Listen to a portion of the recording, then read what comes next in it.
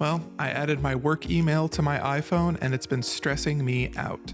I need my work-life balance, and to help make that happen, I'm going to remove my work email account from my iPhone. To do this, we'll open our settings,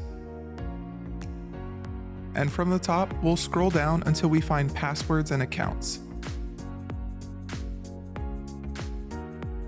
I'll tap on the email account I want to remove from my phone, and down at the bottom, we see delete account. I'll tap there, and I get this confirmation message at the bottom. Deleting this account will remove its calendars and contacts from your iPhone.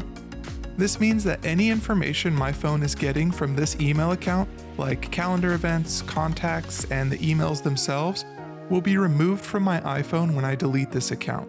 Now, rest assured, this is not deleting the actual emails or information.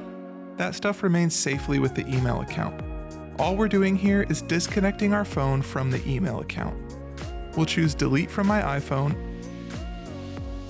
and let our phone do its thing.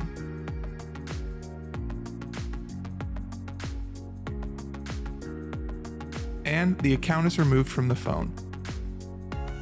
When we open our mail app, we don't see it anymore, and we're ready to keep conquering the world.